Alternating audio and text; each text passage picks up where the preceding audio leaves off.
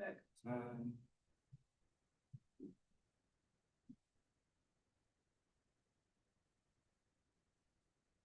you're live on YouTube, just need to start recording the Zoom. Okay.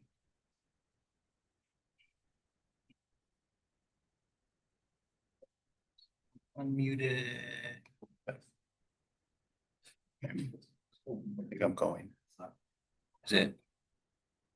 Do more. Live stream. Did you already record though? Not the live stream. I don't think I hit record. Where's the record? Or It's in my the instructions. record to this computer.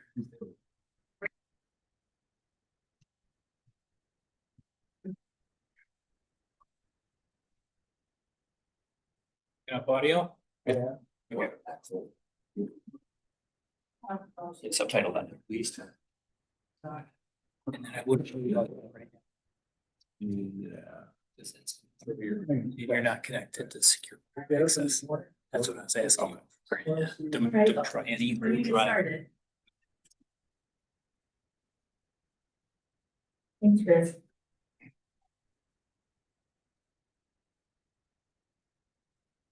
Start the meeting of May 14th. Justin, roll call.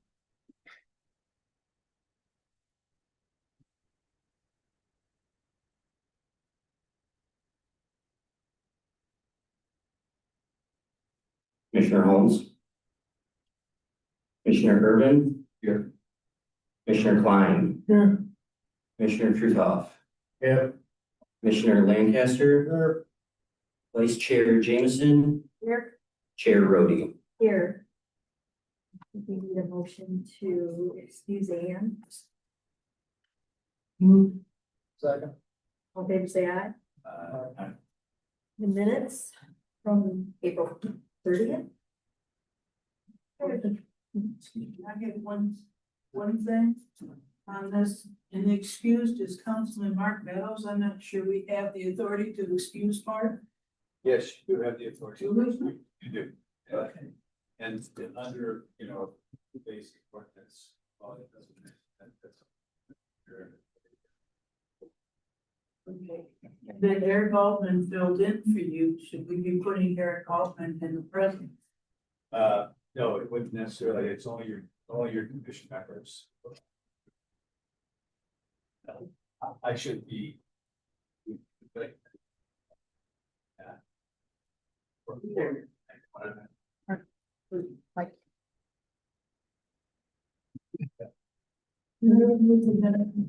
right, second. All those in favor say aye. I. All right, I just want to remind everybody, we only have 3 more meetings. Done by the end of June with the report due in early July. So I just want to remind everybody to talk about table and stuff. We're getting to the end of the table and off the end, so. Right. And we have no written communications, I don't believe. See no audience. We have any communications from that. And communication from committee members. Does anybody have anything? All right, for the agenda, got a recommendation that we move 3.1 to the end since it's so extensive that if we don't get through it all, it's yet again. So I'm going to make that change. So the first issue is on the possibility of a surcharge on the MSU tickets. There appears to be, well, it's been in committee a long time, a state possible legislation action regarding ticket surcharges, maybe not for athletic events, but that it's out there, Marcus provided that. But Matt did put together a proposed recommendation, which I'll read right now. This is the MSU event ticket surcharge for both proposed recommendation for the 5/14 meeting. During summer, most of MSU's events, City of East Lansing provides service and resources. We recommend the city officials and representatives from MSU work together to determine if adding a surcharge to tickets for MSU is mutually beneficial, providing reimbursement for said services and resources. An option to open discussions would be that a flat dollar be charged for every ticket purchased for any event. Or another option would be for larger events, which require more resources, that the fee would be higher amount, $3, than for the smaller events, $1. So this was what we heard from the attorney, that he didn't believe we could implement this. And then the university would have to voluntarily agree with us that this could be done. So that's what this recommendation would do. We just recommend that we begin talking with the university about the possibility of this. This could be rare that this would do this, but from some stats we've seen, it's substantial money for just $1 a ticket. Laying it over to Matt. Let me say that I talked. Microphone. Yes. Microphone. Oh. I talked to Kevin Guskowitz. Talked to him for about 15 minutes about East Lansing and us. And when I brought up ticket surcharge, he said, yeah, people had mentioned that. Let's just say he was not enthusiastic. So I think that the legislative track where we could actually impose it would be really good. That would make sense. How much is the figure raised? It would depend, just like an initial, looking at the, maybe the 4-5 major sports at MSU, there's roughly like 1 million tickets sold. So kind of whatever number we put on the ticket.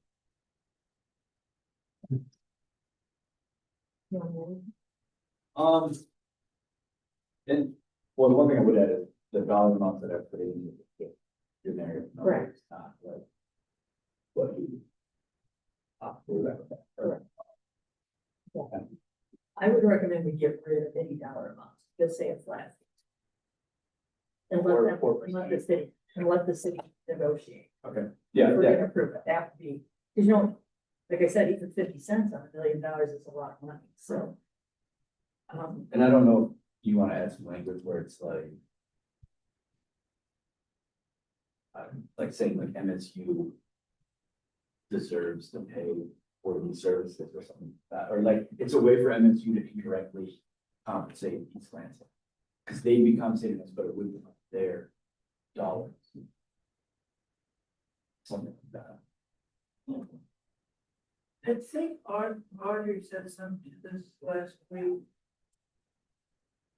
That our police heard anecdotally that our police department is now smaller than the MSU police department. Do you have any idea whether that's true?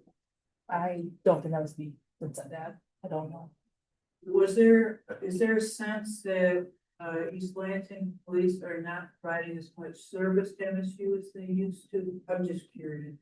There was a change in the amount of service that was provided for special events like football weekends in the fall. That was reduced this past fall. Was it reduced to 0 or they were still participating? I don't recall. I thought somebody mentioned in previous meetings that MSU hired other people. Or two more police forces.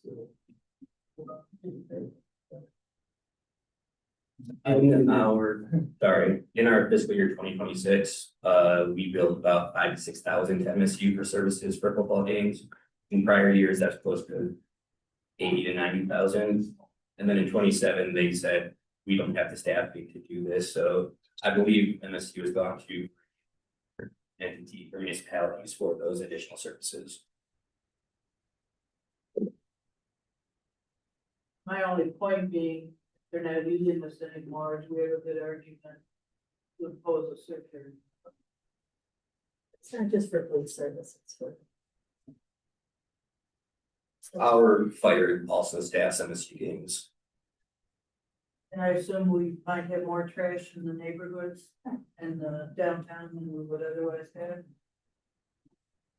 You don't charge them per For all the setup for the parade or anything. I think this past year might have been the first year that we did. You did. Did. They're still using some person. I propose that we get rid of the last paragraph. And just recommend that they choose to sit down, and talk to the university. about it. Without a recommendation on the phone. Do we also want to add language that talks about encouraging the legislation?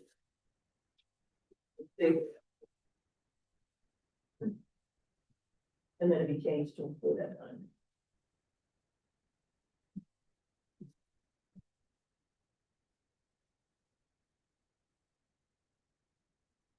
Lang has already indicated we're never gonna get cooperation from a few of this particular issue. It's gonna take legislation.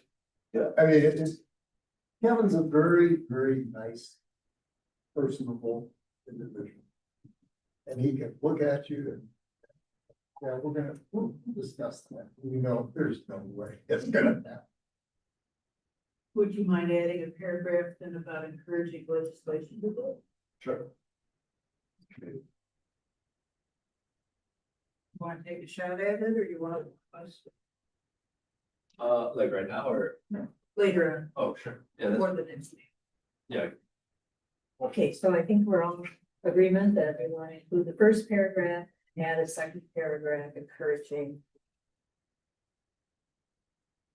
Whatever that was, the state legislation, whatever that bill is. Looking for Senate Bill 48 right now. And I understand the exempting high school stuff, but I don't understand exempting the college stuff. Yeah. So, Let me just suggest that you do add that language that relating to that bill. That clearly identify the two, I think there's actually two pieces that you want to address. One is section 3F. It's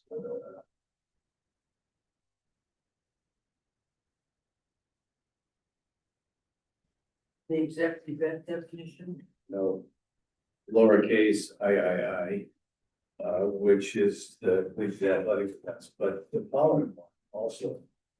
An event with 500 and, but that seats a capacity of 500 individuals or fewer.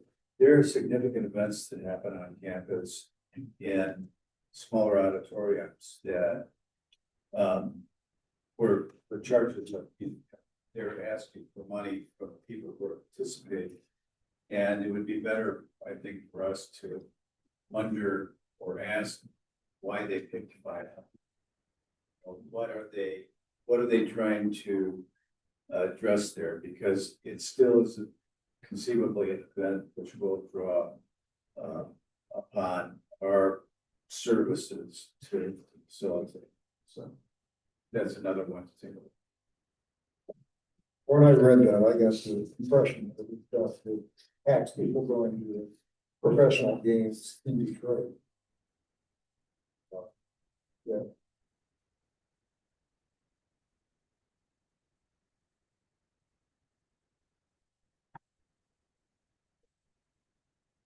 You make a motion to include this in the draft report?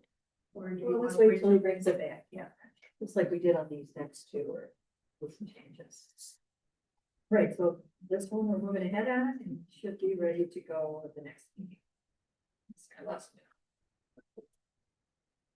All right, the next one is the employee health insurance. I think I tried to implement everything that we talked about last time.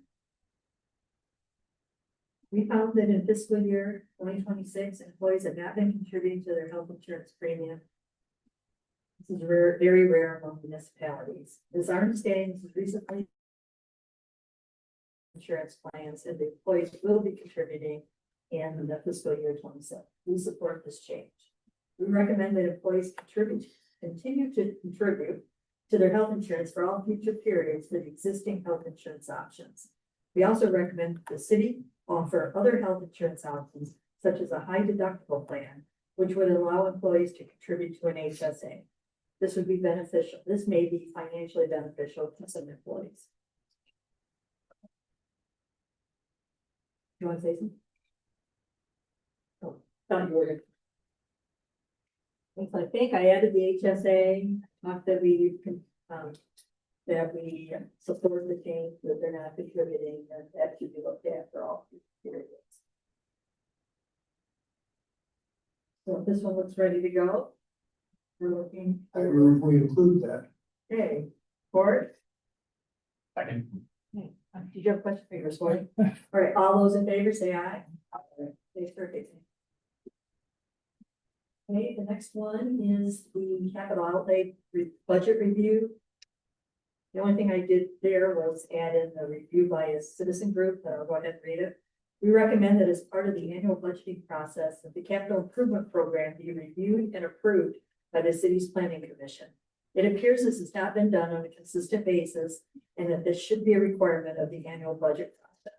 This would allow a citywide independent review by a citizens group of the priorities and costs for all projects, rather than decisions being made on a department basis. I had one thought after I read this, and maybe you feel like it's already covered in the report. Do you think we want the public hearing that perhaps the planning commission would do? So the commissions have authority to do public hearing. I think they do. Or do you think just having it reviewed by the planning commission is enough? I think having it reviewed by just the planning commission is enough. It should appear on an agenda for them. Correct. Correct. Yeah, it'll be, yeah. It'll be an actual, and I think we had some stuff attached last period meeting that it was kind of a requirement, which is all true, if that will be saw. It was a charter requirement, but that, maybe not charter, ordinance that got changed, and so it fell under a different purview from planning, building, housing to the city manager, and so then I think it wasn't designated. I still think that the report that's required to go to meet the state requirement or whatever was still happening, it just didn't go through that whole process and then incorporated into the budget officially. And we can add that they should hold a public hearing. I'm truly just asking a question. I don't feel strong one way or the other. Yeah, I just think, they're the experts, they're gonna look at it, somebody's picking if sidewalks is the high priority and it's low on this list. They'll be able to say, sidewalk should be higher on the priority list than whatever else is on there. What do others feel? And the budget has a bucket, and if you cared, if this was a big circuit, there is several public hearings around the budget, where you can come speak on. I understand that, but I think that in the fact we're all here, and the public hearing doesn't occur, but I'm not feeling strongly about this, but I think if the people complaining. I'm just asking, is that sufficient?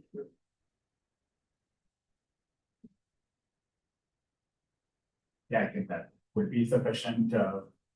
Yeah, I think there's enough opportunity for like public input throughout the process, whereas like another public hearing, like being a requirement, it would be unnecessary. Right, so you think this one's ready? They do, because they make a motion. Or? All in favor, say aye.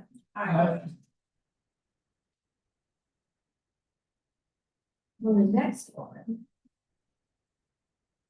Going back now to 3.1. Audience recommendations. Do you want me to go over one by one, or? Sure. I'm turning it over to her. What I've been doing while we've been meeting is taking notes on things that we discussed. So I felt like most of these reflect what we've discussed. It's time to either decide we wanted to do them or not do them. And some of them I feel more strongly about personally than others, but we're a group of 7 here. So I grouped them into revenues, capital outlay, parks, rec, police. A couple of other that I picked up from the 2017 East Lansing Financial Review Team. I had to modify the language to kind of modernize it. And then I had some budget process forms, which I'm sorry, but they have to go in the weeds, but I don't know. Revenues. Recommended the loss of the annual revenue from the VWL franchise fee be absorbed by adjusting the annual budget as necessary without increasing property taxes. I believe that's what city council just did. They have asked, Audrey and city staff to put together essentially a second proposal, as it was explained to us.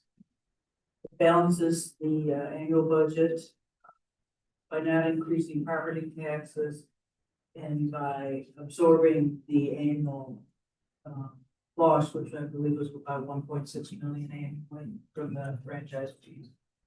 So I would like to adopt this. If you want me to put city council as encouraged or something a little softer than a blanket recommendation, I'm willing to do that too, but I think we ought to back up our city council that said we don't want to look for another revenue source for this necessarily. We want to balance it within our existing budget. Can I clarify, are you saying without increasing total property taxes or the tax rates? The property tax rates, I'm sorry, Okay, or millage rates. millage rates, okay. Going for, I'd be happy to add that. Since the new budget's done. This is really an issue moving forward already. You never know from year to year. I mean, we're here. Why are we here when the budget got balanced? You can ask that question. I just think it's important to state a few things. If you want to call them principles. But isn't that also covered in your next one where you're like, it's the last choice for them? Well, the first one deals directly with the VWL franchise fee issue. The second one is a broader statement about property tax increases being the last choice for balancing and operating budgets. As opposed to the first choice that was defeated by 61% of the voters.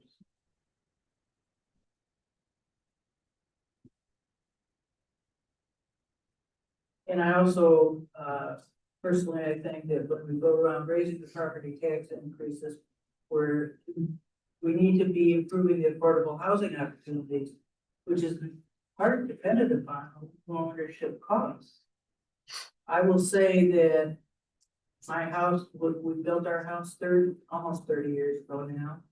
I couldn't afford to live in East Lansing if I had that back then.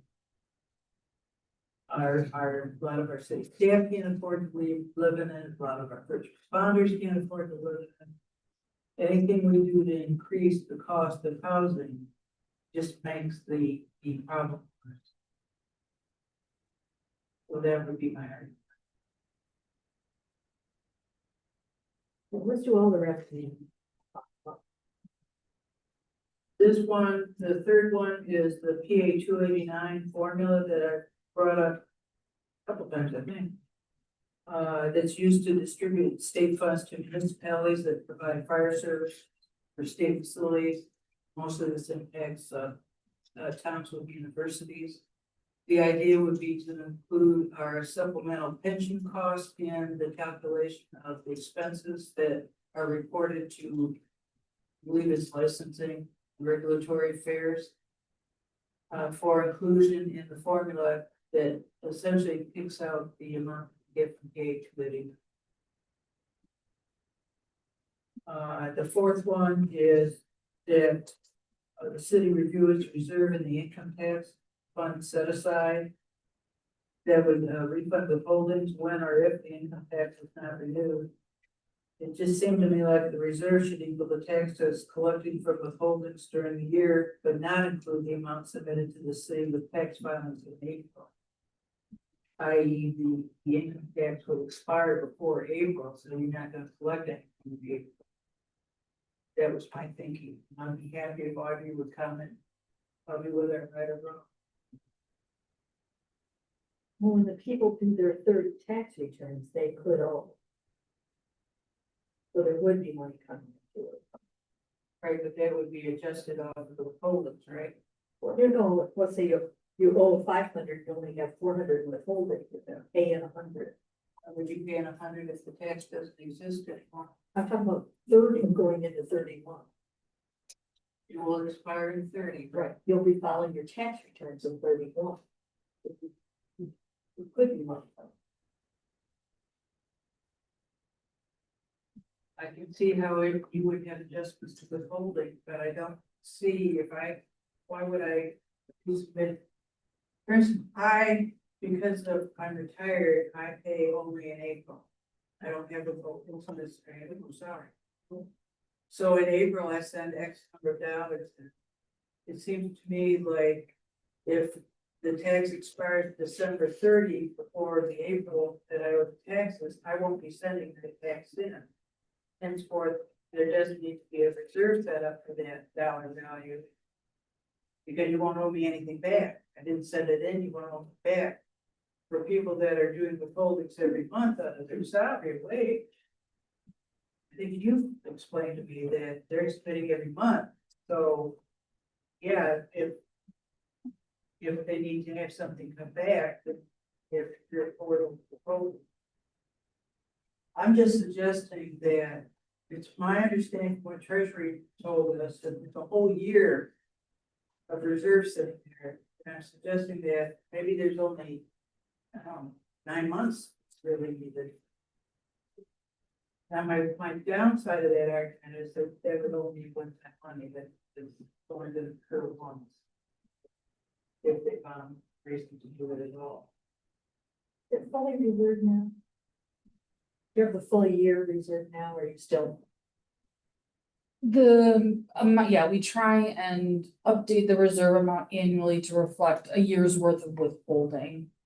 So as the revenue increases, that reserve number increases. And that would cover refunds for the and administration into the future. Yeah, that's the intention, is that there's enough available to do all of those things for whatever period of time is needed.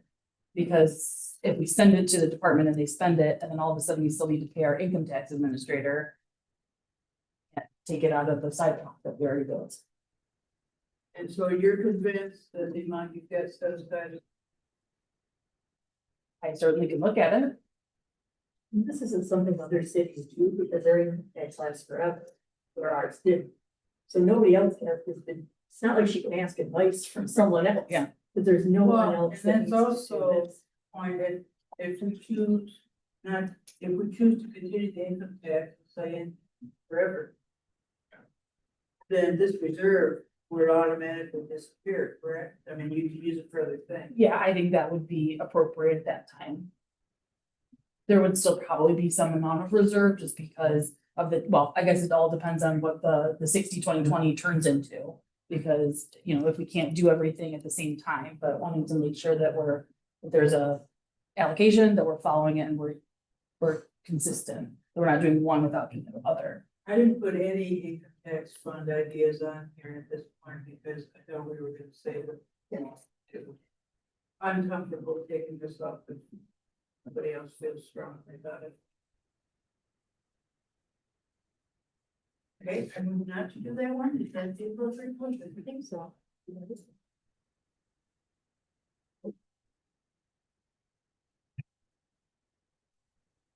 But I would go ahead and move to do the other three. Okay, I'm completely supportive of 2 and 3. One, I believe if we had done the report 6 months ago would make sense. But now that loss of the fee they're used to it not being in there. And so I'm just not sure it's an issue moving forward. That's my only thought on it. It doesn't hurt to have. No, it doesn't hurt to have it in there, but my thought is it's already been, it's already budgeted without it now. There won't be an issue that it's gone again next year. Do you have any other comments on those? Well, that is part of the problem with the timing for any versus timing of the budget. Correct.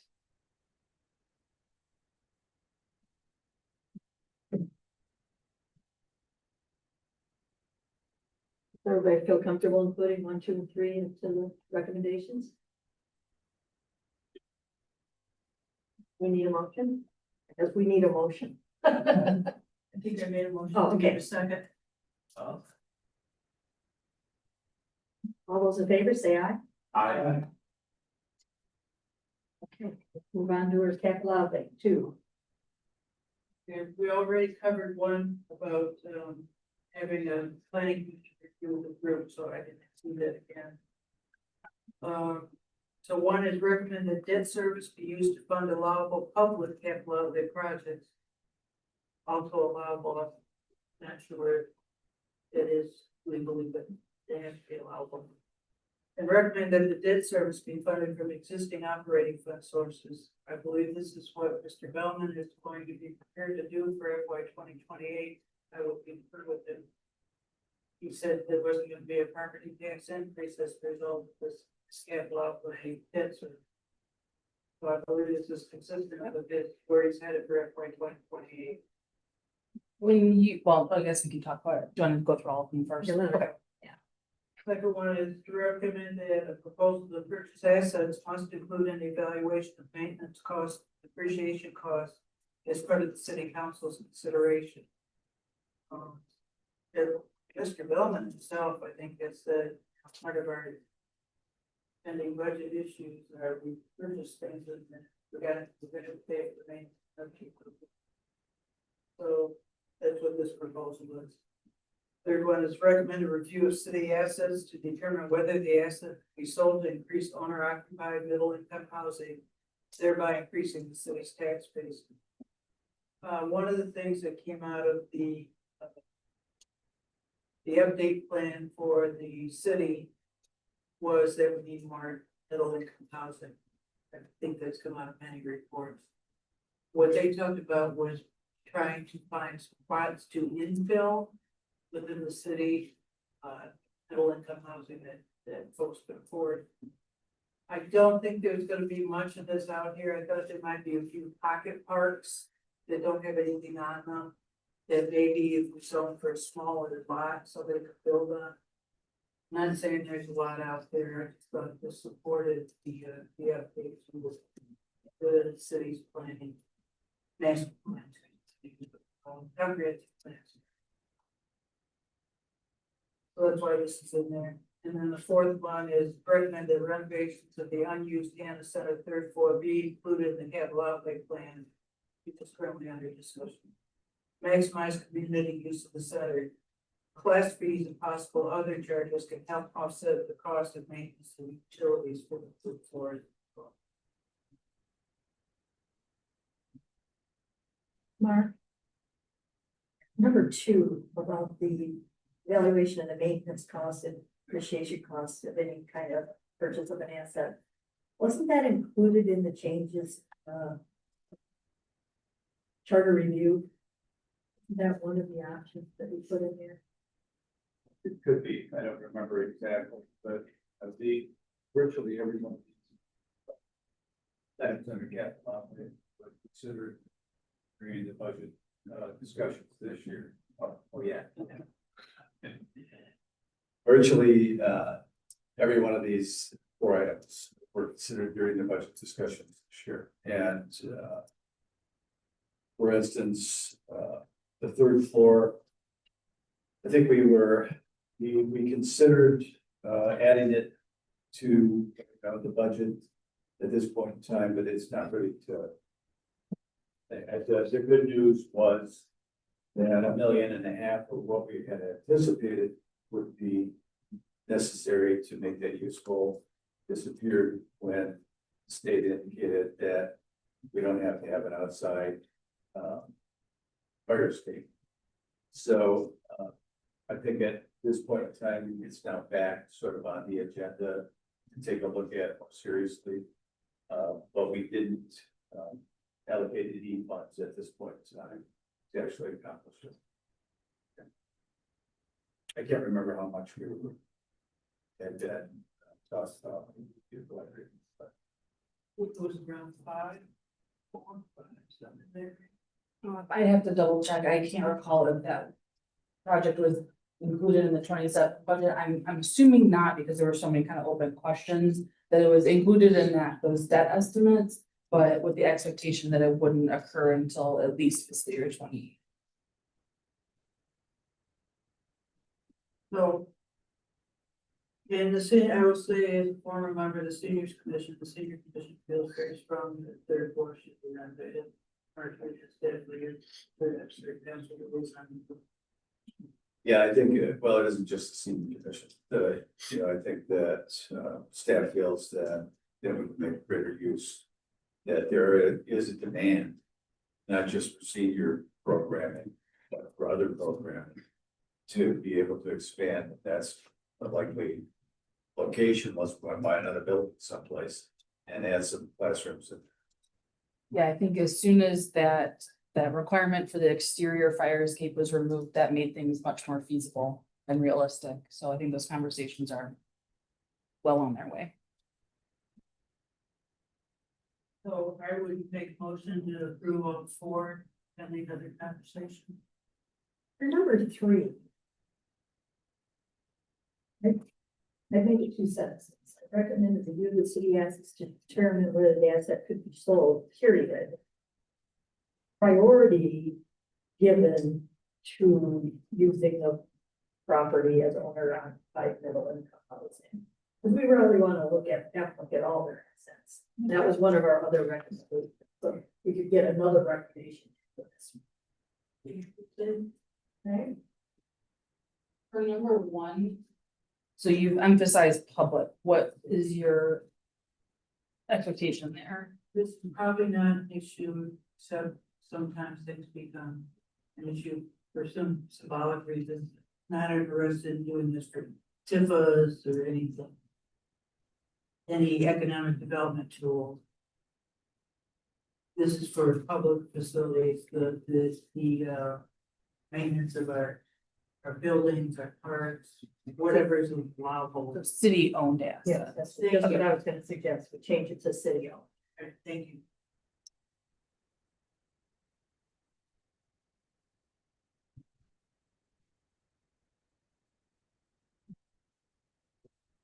Okay, and then number 3, we're gonna reword it.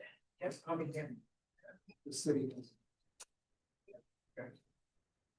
Anybody else have any other questions or concerns about these?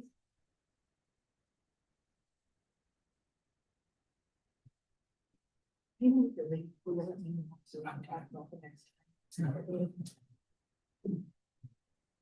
right. Are there any other issues? Everybody's okay with these?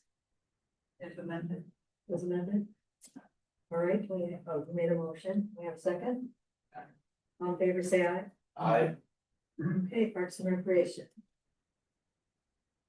I have 2 ideas that came from our discussions. One was to recommend that Parks and Recs consider reestablishing higher non-resident fees for the use of the aquatic center. We had that at one time. The thought being given at the time that we're already partially contributing to the aquatic center through our taxes. That non-residents are not, so non-residents should be a little bit more. Second one is recommend that Parks and Recs establish. I gave this a name, it's probably not sexy enough, so pardon me. But a local talent incubator by coordinating with local booking agencies, performing artists. To use the auditorium that's being vacated this week, actually. To promote and highlight area talent in the performing arts. This kind of goes along with the idea that's coming back up about figuring out a way to allow artists to have studios and apartments nearby to each other for more of the fine art.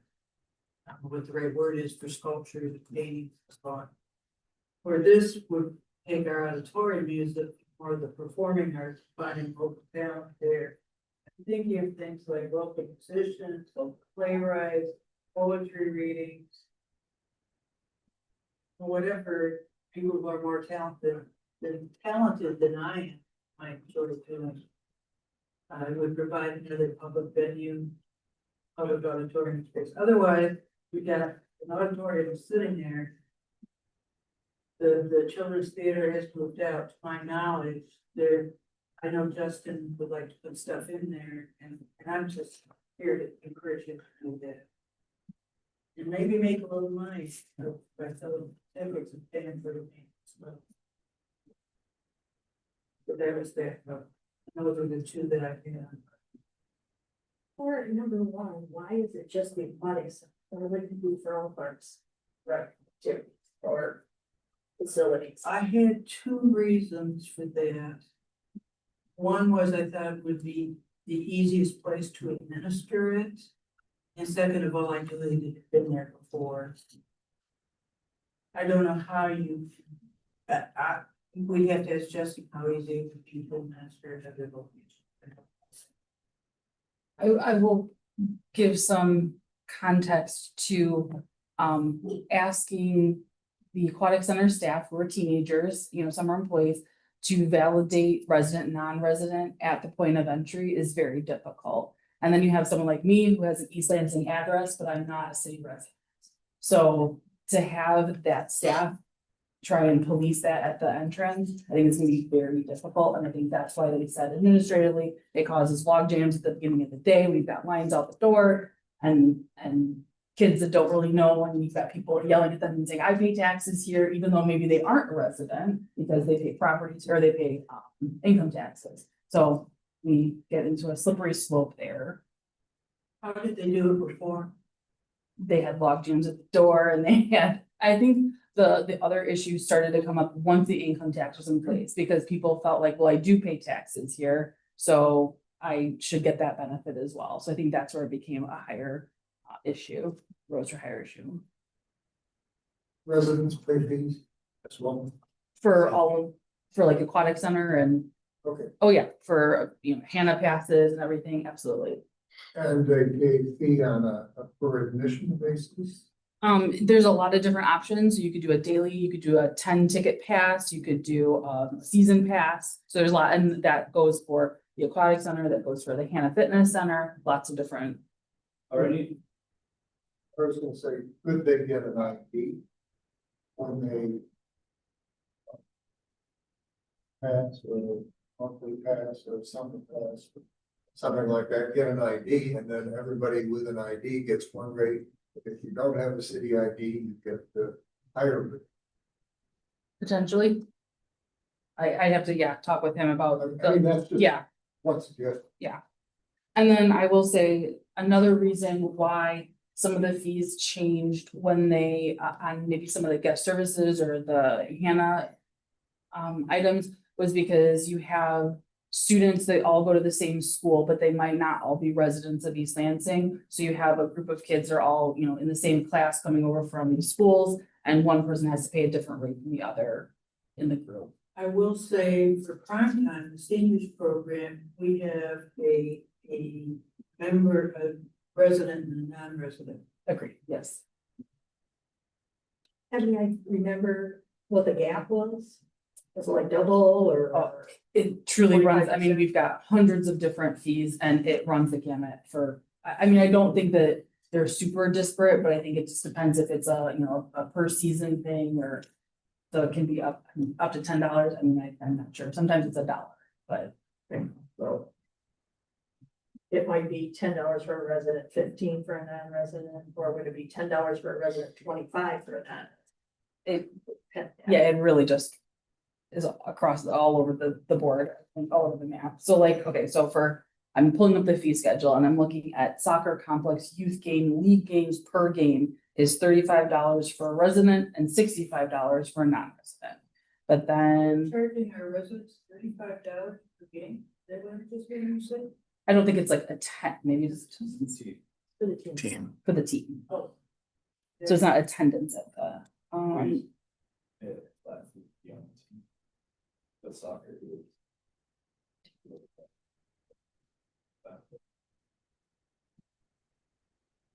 They're more expensive than pickleball. Well, the recommendation is that they just consider reestablishing it. So I don't think there's anything wrong with. Well, I know it's like $11 a day for the aquatic center. Okay. You get 10 passes for like $100. save them. But I would, you can't really buy those passes online. I'm not sure. I think don't believe you so. can, or if you can, it's like very difficult. And I think if you were able to switch over to an online system and then you would turn your phone and you'd be like, here's my pass, then the teenager doesn't, like, because it's already taken care of. And then it would be up to the user to lie about their address when they're trying to buy it. And I don't know how you verify that. Yeah. But I think that or there'd be a cost to implement that, that is something that would probably be easier.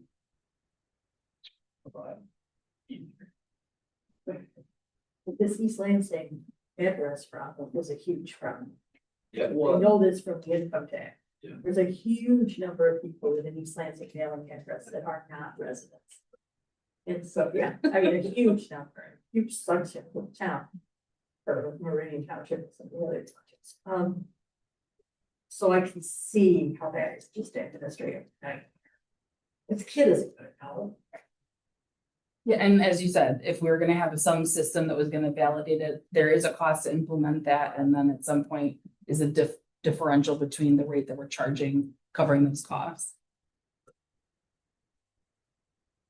Well, I would say non-residents are paying less taxes than we are with the tax.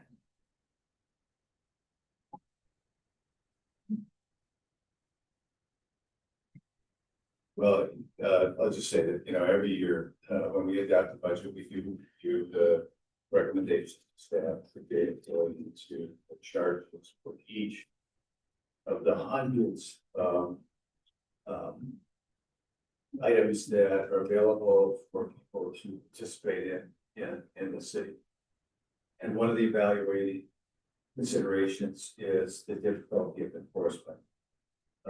The ability or availability of staff to administer and the type of activity in terms of, it's an extra $5 to be in an art class here if you are a non-resident. But there's only 25 people in that class, that's the maximum number of people. That's easy to administer. The difficult thing with particularly with relation to the athletic center is that 2,000 people might go there every day, and checking every ID is a significant. It's not just about a lineup that will take place; it's that you do not really have personnel necessary to deal with that type of activity at that location. And I think our analysis has been, and maybe this is available somewhere, and I can't bring it up right now, but the analysis is that, a significant amount of the revenue that comes into the aquatic center is from non-resident usage. And so it's a critical element of the game plan for the aquatic center, which from day one has been, if we look at 5 years of economic activity at that location, we want to break. And we've been successful in doing that. 1 year it might be cold, rainy, and barely have anybody swimming out there. The next year it's an average of 90 degrees every day, and we have thousands of people pass through on a daily basis. So I think the point you're making, which is that we need to maybe increase the differential on some of these fees that we're charging, is a worthy one for us to take a long look at. But basically, we try to do that on an annual basis. Just so you know, it isn't something we should forget. And we don't raise every fee every year, but we regularly look at these, and there's a significant number that go up on an annual basis based on our own costs, because we want to break even on everything that we have there. We haven't been always been successful, but that's been the objective from day one. I'm not Yeah. curious, I'm sorry. If I can just address this second thing, using the auditorium, more efficiently, that's a marketing issue for us, and we have talked a couple of times about how we can improve marketing, not positive, but I think that we approved We did. a the hiring of a marketing manager for Parks and Rec, so I think that's gonna take care of part of the issue that, I'd like. Okay, so number one, I'm not hearing support for, so take it out. Maybe we replace it with this. We recommend that Parks and Rec fee structure, we review to determine if non-resident fees are appropriate and efficient or something. So they look at all their fees, not just the aquatic center, and that they consider it for all. This was a recommendation we had from that written recommendation that we had, but we looked at the non-resident. So this is just a more general one. Sure. I think covers what you want. And I think Justin is going there anyway, because he's got to figure out how to cut a bunch of money out of it. yeah, I think that there's an underlying issue here, which is state statute prohibits us from making essentially. So we develop all of our fee structure based on the actual cost to the city, and we're very limited in any deviation with regard to that. Well, this would give Justin some support to the citizens would like him to take. What about the idea of, I know that Justin's looking at trying to figure out how to use the auditorium, that we just didn't hear tonight, told me he had gotten a sailing position approved, so I'm really looking forward to seeing what he can do with that. Well, it's, this, when you start to think of this building, with this room, banquet room downstairs, has a potential for raising more money within the system, and we've never done a really very good job of getting out into the community and advertising the improvements that we pay, for instance, so that meetings could be held here and efficiently done, and what our costs should be compared to that, because we want to be competitive with all the other things that are available. The other piece of this is I'd like to see us, as much as we can, with getting local talent recognized and moving on in their career. And economic development, I suppose. Well, we do have, and we're working on, within the community, I don't know, did this group get a presentation on art space? So I don't think so. maybe it'd be worthwhile to have somebody come and talk a little bit about city product. Because I think that it's moving along really incredibly slowly, but it is moving along and has picked up a little bit of speed. And so we can give you more information on that. Because that might also fit in much further. So I'd like to make a motion for number one, be approved as amended by Jill, and then number two, I think you go forward as it is, but listen to the.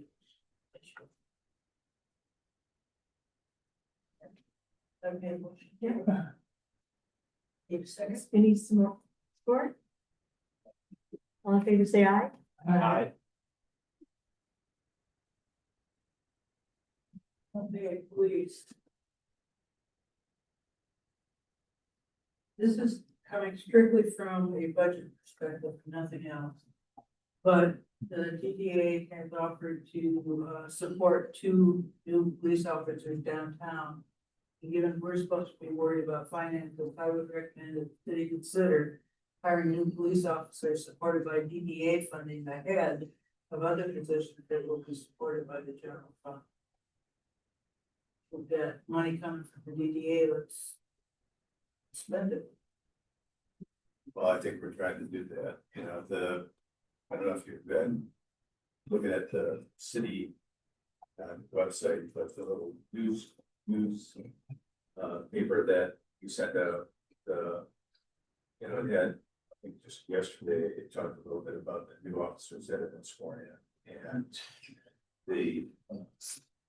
those 2 officers that were funded by the DDA goes. The, Now, it's important to remember, they need to focus their money within the downtown area.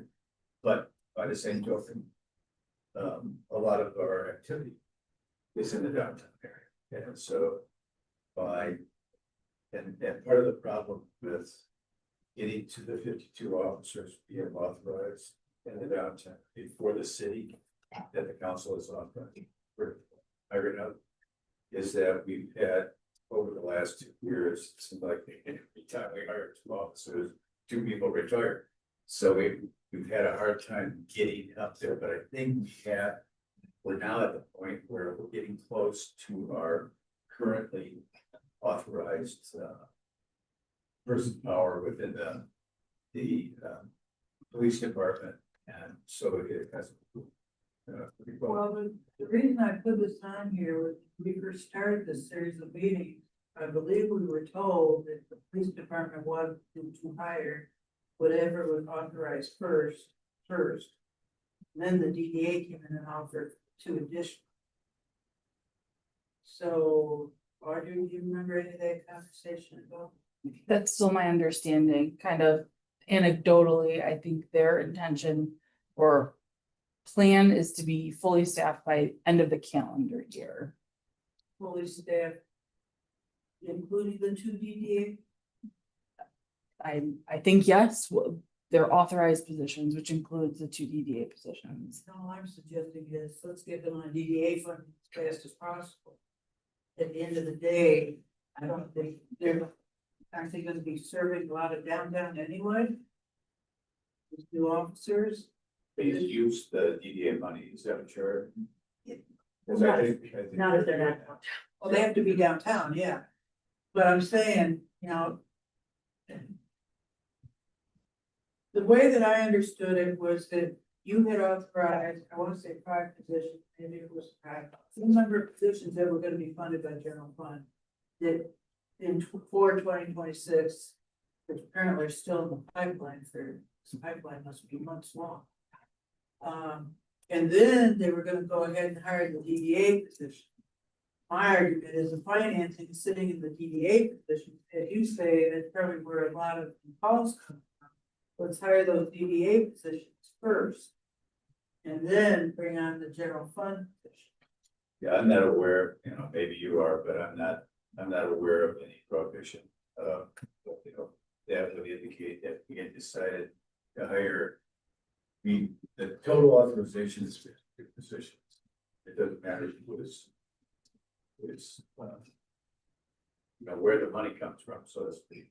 Well, it does if we're trying to save the general fund. I'd like to say, I'm strictly speaking from a budget perspective.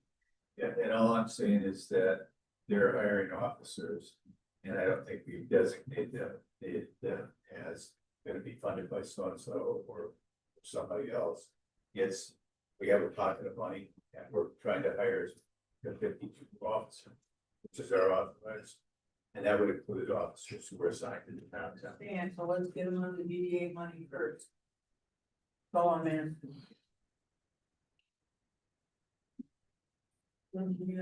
Well, as a resident. You stand for the invitation. If we're gonna do this, I'd like to recommend and at least one of them be on the bench. The invitation makes no sense to me. And I don't know if that's true, but if we're gonna do this recommendation, but put it right here, we want one of them at here. Specifically related to the DDA. Right, yeah, I'm talking about those 2 downtown. That's true. We're saying the city consider. Right. That's not. Councilmember Meadows said, you're not designating a police officer as like the downtown DDA, like also, they have that 52 officers, right? Two of which is sponsored and paid for by the DDA, so they have to be in the DDA. So they are like designated as such. Yes, Oh, okay. that's what my understanding. So you think they are 2 specific people or just there'll be 2 on shift? Or it can be any It's it's the value of 2 people. That, That has been put into the budget from the DDA budget into the general fund. So, I mean, it's. The 2 people are gonna be assigned and paid for by DDA, but you know, it's not a lot different than. Dale says, I'm gonna give you, you know, $150,000 and go hire a police officer and, that's the money that we get from the DDA. We hire the police officers and we assign to officers specifically to purposes in the downtown as a result of that. So it's an assignment issue more than anything else. It's not a specific person necessarily. It's not somebody who now has a patch on their shoulder that says East Lansing Police Department, downtown. You know, services or something like that, so. But there always will be at least 2 officers who are in the downtown. They want the cost of 2 officers to be passed on to the DDA. Instead of hiring the others that are funded by the general. fund. And I think Jill raises a very common sense issue. We did reach out to the chief and they said that they basically had very preliminary conversations, but those decisions about shifts have not been made at this point. Well, I think, Yeah. I well, it's just suggesting. At least somebody's looking at it. So do you want to add language about Yeah, night shift? at least one of them should be assigned to them. Are you all comfortable with that? It's still considered, not telling them what to do, but Or assigned based upon most calls that occur? I could just say just one during, yeah. Tuesdays are on during the day. I don't disagree with what you're saying. I just wonder whether it's within purview of this committee. Because we're starting to talk about personnel decisions that mean, Well, anytime you talk about a budget, you talk about personnel decisions. well, but hiring a couple of people. Is support for downtown, or from the downtown authority. I mean, It's they're, already been approved. right, and they're fungible commodity. Yeah. Right, bring them in and they can, as long as they're assigned to the downtown. I'm just saying, you get 2 full-time FTE Right, paid for by the DDA. right. Get those people on the DDA payroll first before you backfill the general fund. I agree with that. Maybe I'm not saying correctly, but I'm just saying, get it on the money we know we're not sitting over here, so that we can save the GF for as long as we can.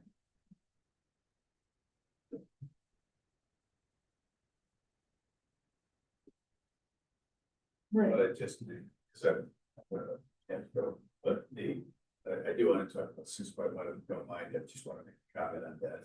Because that was the process that we, a number of council members talked to the city manager about this year. And what we ended up with is virtually a balanced budget coming to us at this point in time. Recognition that things that have recognized are that there are times during the year that we have to amend the budget. And it would be at that time that we would be looking at some of the things that that would increase perhaps the use of reserve funds in order to go forward. What had been happening in prior years had been that instead the budget was developed sort of as this is the most that we're probably going to have to pay this year, whether we had a project that was ready to go or not. And so by peeling all that back, we got, I can't remember what it is exactly, but like $25,000 in use of the reserve funds in this budget.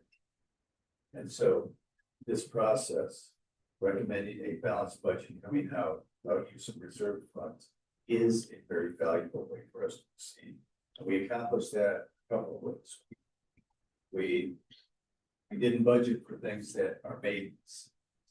Or that we would just love to see happen, because for instance, last year, I think, who knows better than I do on all this stuff basically, but the, you know, we had about $5.1 million of reserve funds calculated to come out of the to balance the budget, and we did a 400,000, right?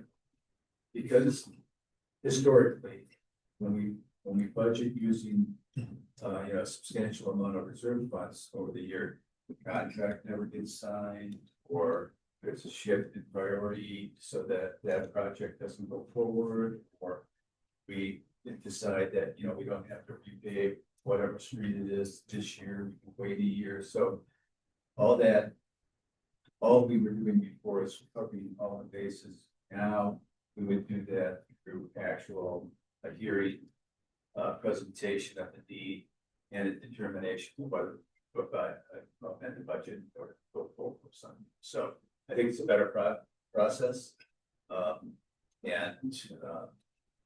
So I just want to say that your 6.1, I think is right on. This was actually modified from the 2017 East Lansing financial recommendation where they suggested making 5% reduction as the first budget.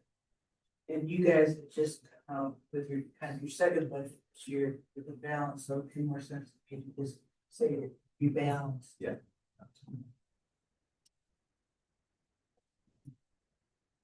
Thank you. All right, so back to the 4.0. What do you move ahead with that or? Do I need to reword it some more? Let me compare it. I'm trying to think of this is like, it's very confusing to me, just the way it's worded, and it could just be me, but it's, Oh, yeah, it's kind of like. I feel like I still don't fully understand like what the process is, I'm like. Well, my concern is if we're down 5, let's say we're down 5 officers and we hire 2. Make them only stay downtown. I just don't know if we're in a position to tell the police department where to put their employees. That's my problem with this. Is, if we're down 5 and we're hiring 2, well, can't say they're only gonna be downtown. I mean, I just don't know if that's our place. They will be if they're funded by the DDA. Right. But is it more important to get, I mean, are we one of the ones to make the determination which one's more important? Well, this is a considered, we can't mandate any. How do other people want to go on this one? Well, did I understand you correctly where it's not 2 actual individuals? It's literally like, oh, Saturday night, these 2 people are going out of town and the DDA would pay us for it. Well, they're paying, the salary plus the benefit, the equivalent amount, and they're putting it into the city's buffer. And what the commitment is with regard to that money is that we will have 2 individuals, 2 uniformed police officers downtown, not Joe and, Bill. It's not the same team. It's whoever is going to be down there. The reality is that they're assisting us pretty significantly. Because on a nightly basis, we probably have a significant number of officers downtown. Sure. Especially during the school year. Not so much during the summer. But even then, my guess is that we have more than 2, probably 3 or 4 at least in the downtown area every evening. So it's a money, it's a way for them to share in the cost downtown. Putting that again, a little bit of perspective. I think, I don't know how close we are to the Center City TIF expiring, because the value of the property has gone up so dramatically. I think, that probably is a lot closer than the 30 years or 27 years that we thought, but the tax increment financing on the Park Place projects, the hotel and the Abbott has expired, and that money that was being captured for the DDA, that area that goes to the DDA has increased their budget significantly. Their available revenue significantly, I should say. And so that's part of this negotiation or agreement. And I anticipate that over the next decade anyway, we'll see more and more money available to the DDA to provide services in downtown, so we're probably gonna continue to have this kind of discussion regarding the downtown area, please, not just policing, but other aspects of it as well, so, or some future council.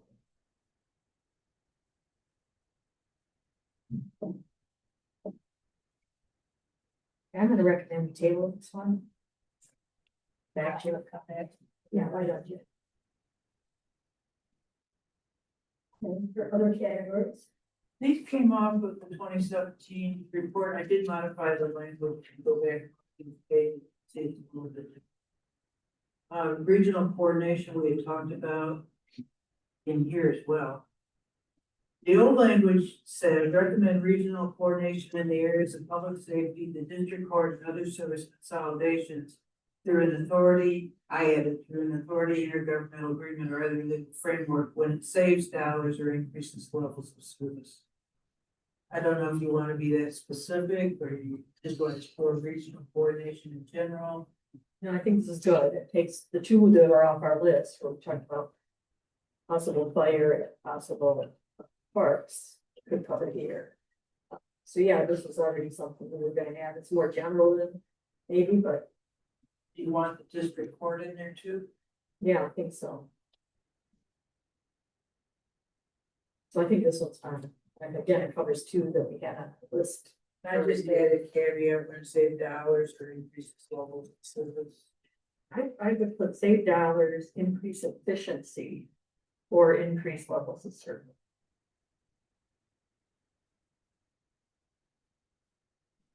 You know, take three administrations and make them one. You know, you save money out of it somewhere. Yeah. I'm sorry, the second. Economic development / increased tax base. This one is pretty much the language that was sitting there. From 2017. Through clear guidelines recommended by development staff. Communicate process and steps leading to council approval. And streamline project approval process to assist in initial expense containment for the developer. This also came up in the comprehensive plan update that I was speaking to earlier. This. I'm gonna say this. The process could be more efficient so that there were standard steps. The thought at the update group was that the planning commission and planning staff could establish standards that council could approve. And then as long as the project met the standards that council had approved, the project could be approved by the staff instead. This was to cut down on the number of times developers had to come back to city council. They didn't know all the variants the individual city council members might want to put on the project. And I don't think the process itself is clarifying. I don't need the developer. So I picked it up from the 2017 report. Some of this language might be a little archaic. I revise it, the concepts. I can go back out to the update recommendation. This came from the last financial. 2017 on page 6.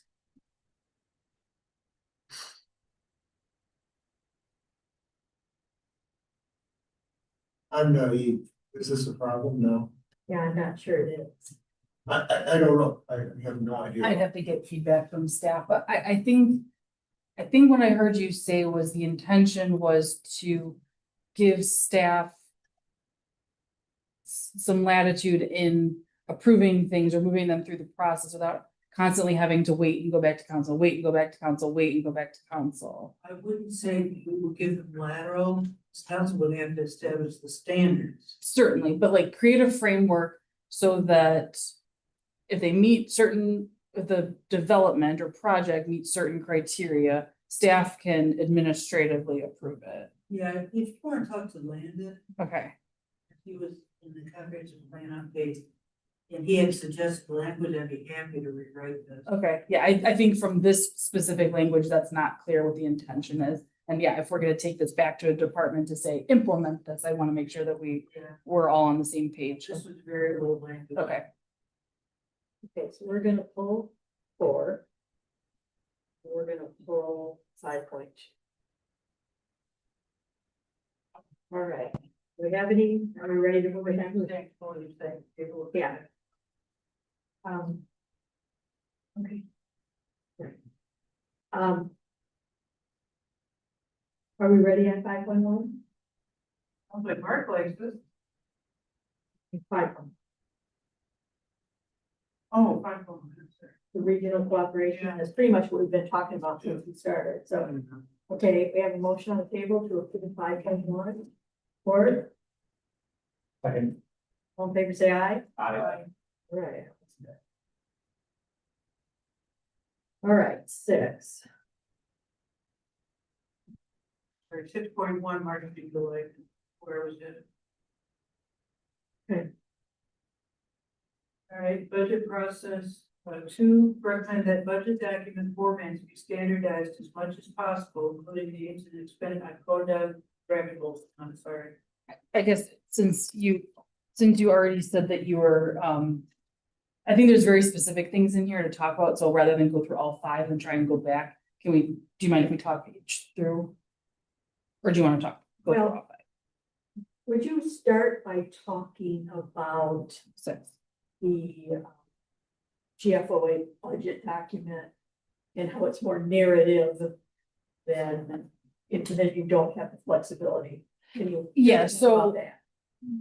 we've decided to present a budget document that meets GFOA best practices. So we submit the document and it goes through a review process, and then we are awarded a budget award or not. And there's 3 reviewers that look over the entire document, and there's different criteria by section. It is much more focused on narratives, graphics, priorities, demographics, an all-encompassing look at the city, not just dollars on a page, because we could approve a budget document that is basically the resolution, which if you've looked at the resolution, it is just a summary of revenues and expenses by fund, by function, and that is no detail whatsoever. And I think we could adopt a budget at that level. There are some ordinances for the city that have more, we couldn't adopt just the resolution without any other, with less level of detail. It has to be by that functional level of detail. The budget document is a pretty robust document where we discuss the 3-year history. That's one of the requirements, is to present a 3-year history to show your fund balance change, your estimated fund balance change. Those are requirements of the GFOA standards. So we have these 3 reviewers that all these different categories and criteria. I mean, it's like a 3-page rubric that they have to go through for us to receive the award. So we're providing a document that meets all of those criteria. I want to pass something out. I'm hoping that this explains why I'm having difficulty with the process and the process of documentation. So I went down the rabbit hole. You have 5 different kinds of general fund balance. You have some that are non-spendable. You have some that are restricted, some that are committed, some that are assigned, some that are unassigned. And that's in the annual comprehensive financial. So I plug those in. That's what that ACFR 2025 column is. And I picked CFR. annual comprehensive financial report. It's like the end of the year report. That's Okay. Our financial statement. The audit report, we do here, people call the Yeah. audit report. They give it a fancy name because it's government thing. And that's also controlled by the Governmental Accounting Standards Board, GSB. Yep. What that's called. The definitions down below I picked up off of page 40 and 41 of the budget document. So non-spendable, fund balance is non-spendable because of its form, non-financial assets, legal contractual form. You know, Pretty self-explanatory. Restricted funds, a fund balance is restricted due to external limitations placed on the use of the funds. Typically from outside the local government, that's gonna be your state fund, your federal fund, typically. Committed is fund balance is committed. Set in place by formal action of the city council. So city council is determining committed, and that remains binding until city council takes another action to remove it. Assigned is the fund balance may be assigned for reflecting intended use of the resource. So I suspect our $5,000 that we could spend is in the assigned category until we decide not to spend it. And the assignment of funds may come from city council or city manager. And then unassigned is what's sitting in the fund balance that is not in any of the 4 categories above. Only the general fund can have an unassigned balance. Okay. Then within that set of definitions is also unrestricted fund balance. And unrestricted fund balance includes the committed, the assigned, the unassigned. So C, D, and E up there. And that kind of makes sense. If you've got money sitting in non-spendable and restricted, then you can't spend it on something else. So I plugged those numbers in from the annual comprehensive financial report, which are actual now. I mean, we're deciding the 2027 budget. So these numbers should not be moving. So you can see we had 652 in non-spendable, 9.5 million in restricted, 844,000 in committed, 190 in assigned, and then unassigned is 9.6 million. I went to the budget document there.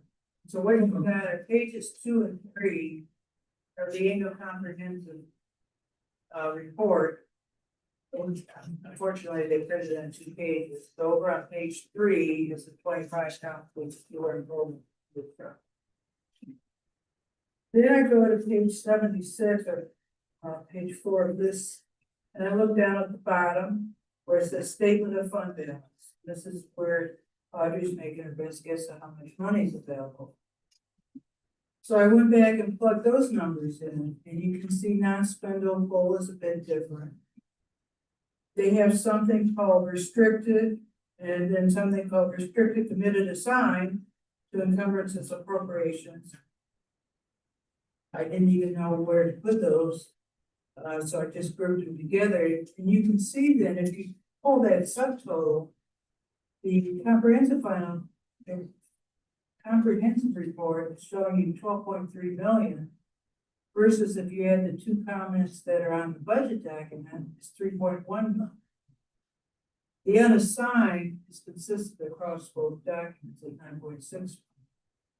So the total general fund showing in the comprehensive report is 22.6 million versus the 13.4 million that's showing at the end of this page. I think the difference is because then when you go over to page 162 of the last document, the last page of this document, you're picking up 8.8 million that's showing in the income tax fund. I suspect is part of the difference because I believe the annual comprehensive report is your general fund plus your income tax fund plus for some reason prime time, which is a small amount.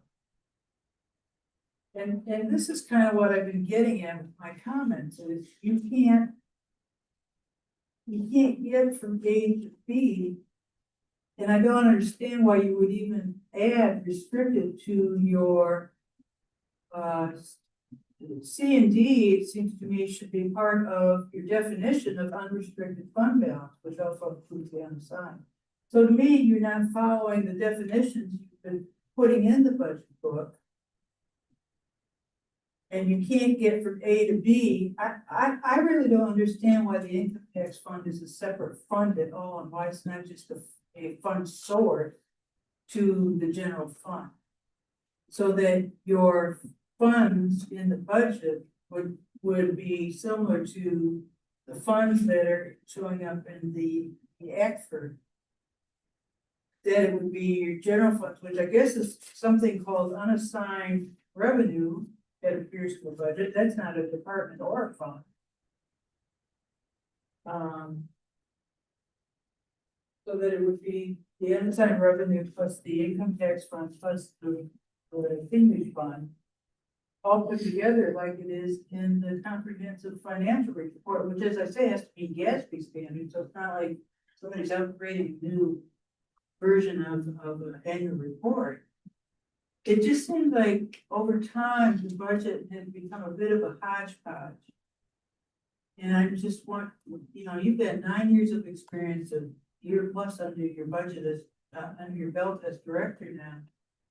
Whether it's not time for you and your group to look at these things, see whether there's a way to better be able to compare. So then 2025 actually moves around in the budget document, depending on how you're presenting it, which drives me nuts because it should be whatever's appearing at the annual report. That's my frustration. And so I came up with these recommendations to try to address that. If they would help you, I would be more than happy to rewrite them in a way that made more sense to you, but just as an outsider looking in without all your years of experience. Under generally accepted accounting principles, there are special revenue funds and there are general funds. And the rule about special revenue is if it meets certain criteria for financial statement only, it has to be added to the general fund. That's why on the financial statements, the income tax and that other fund are added together. Now, if you choose to do it, it is requirement under GAAP. This is not unusual that your fund balance for your general fund is a lot higher than your internal one because you're adding funds together. The county, there was zillion funds you had to add together to get there to this. The reason the income tax is separate is it's a separate item. It's a special revenue fund. But because special revenue fund is used for general government. well, it's used for other purposes too. Well, I wouldn't say it's a special revenue fund, because it does roll into the general fund. It doesn't meet the criteria to be like a Parks and Rec where it has, or solid waste where it has a separate source. We made a conscious decision to break it out separately because it's so complicated and we don't want it intermingled with other general fund fund balance. Because we have to allocate it back to those very specific sources. We don't want it commingled within our operating general fund. And then seniors is very similar, as they don't have a dedicated external source, but they operate so separately as a division outside of the general fund that it doesn't make sense to record and monitor those transactions all within the general fund. It doesn't meet those criteria to be the general purpose. So yes, they are different, but the budget is built based on how we discuss things operationally, and the accounting report is based on accounting rules that we have to roll those up. But I would say that there's no citizen in the city who doesn't work for the city staff that could understand the crosswalk. I don't disagree with you. I mean, I think when government accounting standards have tried to make things more user-friendly or make things, they are not making them user-friendly. The ACFR is a very complex document that has multiple different economic sources. I mean, presentations of revenues, and this fund is different than this one. It's very complicated. I don't pretend to say that any old person could just pick it up and understand where this number goes from the front to the back. It's very complicated.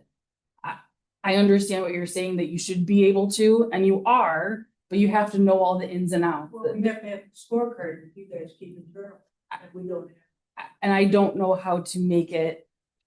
I think there is so much complexity that to distill it down to something so simple is not as easy as easily digestible by the community is not as simple as you think it would be. Well, that 13.4 million. I mean, as far as we know, you pulled that out of a hat. I don't know. That's right now, but. No citizen can figure that out, and it's the citizen's money. I mean, that number is in the financial statement. It's just on a different page. there's a reconciliation, because I asked her that Yeah. a couple weeks ago. Is there a reconciliation on how you get from the general fund to that? And it is in here. Just It further is in back, here. it's behind the notes, yeah. Yeah, it's in here, and she can't. I'm like, well, I don't think she can add it to the budget. Too, because they're so limited in what they, specific on what they want you to include in there. I mean, it's difficult in the budget document because to talk about things on the accounting basis, because that's not how we live our day-to-day lives as departments. So, but So the budget document is a document used by council, it's a document used by the departments to represent the activity for the upcoming year. So behind the footnotes, Yep. it's a special schedule Yep. to reconcile. Yeah, the it's like a general fund. two-page spread, Behind the footnotes in the, Financial statement. financial statement. okay, did you copy those 2 pages into the budget?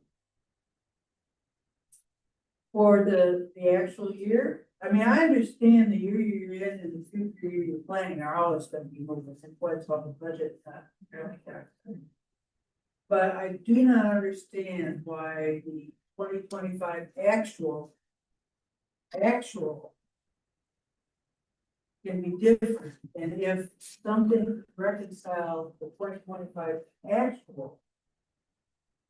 So, because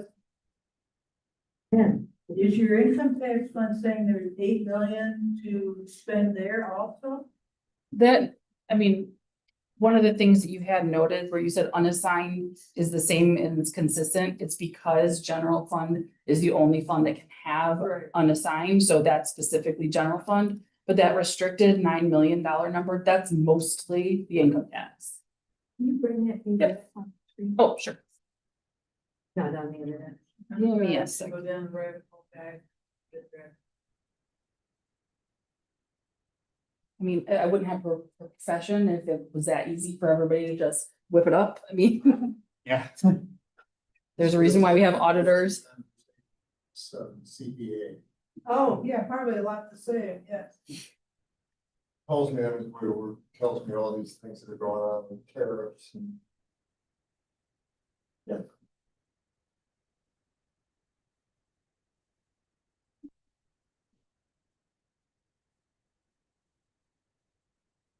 Clearly pulled this up the last time we were talking because it opened right to that page. So give me one second.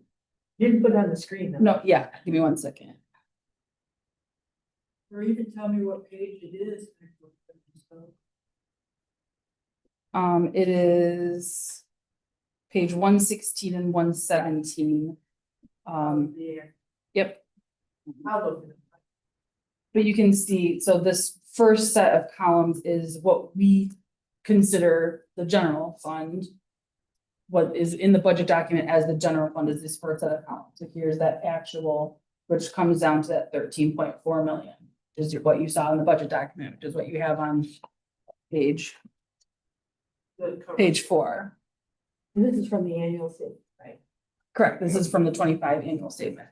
And then what's added to that is you've got the income tax fund, which the total fund balance is at 8.8 million. And then the seniors fund, whose fund balance is 282,000, all to come to that actual 22.6 million, which is what you were saying.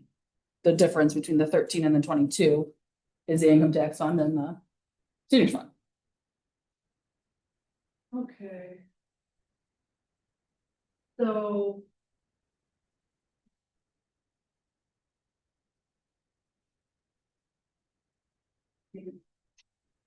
Go back to my question then, the 8 million that's showing up in the income tax fund, is that also available to spend?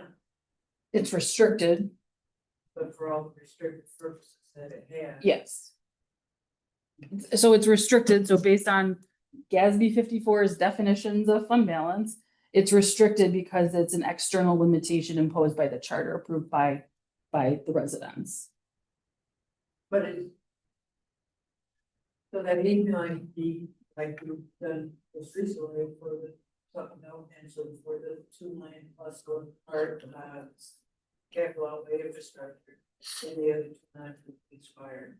It's That's what you mean by yeah, it. it's restricted by the terms of the charter. If the terms of the charter change, that it can be restricted for those purposes, but I can't pay for a police officer. I mean, that's a bad example. I can't pay for myself out of the income tax fund.